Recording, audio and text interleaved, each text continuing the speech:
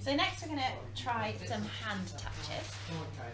So hand touches are really useful because it's the start of so many different techniques. If you can get them to come and touch your hand, you can start the heel work, you can start recalls with it, you can get them up and down off furniture, up and down out of cars, you can basically start positioning them. Also starts to get them understanding that their nose or their mouth is what you're wanting them to target with, which then certainly for service dogs and things, you can get them to start opening doors, opening fridges, holding objects, fetching you objects because of that nose target. So I call them a hand touch because basically I'm wanting their nose onto my hand, but also a nose target is the other thing that they're called. So what I'm going to do just to start it off is hold the hand out. Good boy. He has no idea why he's getting the cheese at the moment. Absolutely. But that doesn't matter because we just keep rewarding what we want to see. Good boy. And the cheese comes from the other hand. Good boy. We're going to offer him the hand. Good boy. And from quite an early start, we want to start moving that hand a little so he's not just thinking it's always in the same place. Good boy. If it's too far away, he looks reluctant, we bring the hand a bit closer, try and encourage him. Good boy.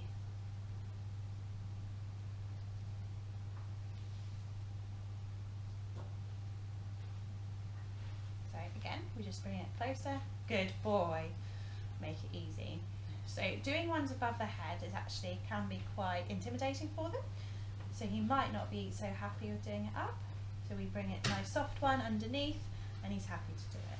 So again, at this stage, we're just making it nice and easy for him. Good boy. And I'm just waiting until he puts that nose on me.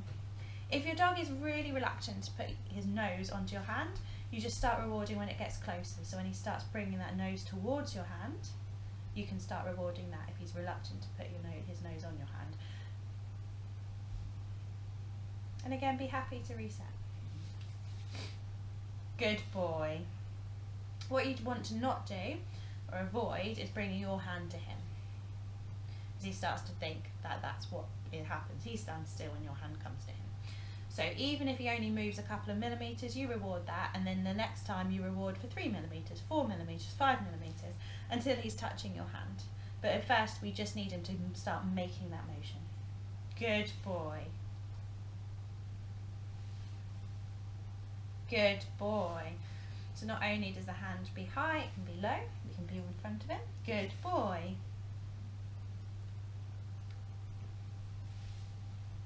Good boy.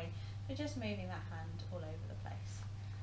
What you can then start to do as well is change the hand once he's finished snuffling the cheese. Good boy. Now obviously this hand also smells of cheese now. So that's going to entice him in. Good boy.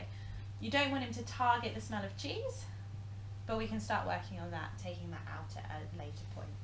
Good boy.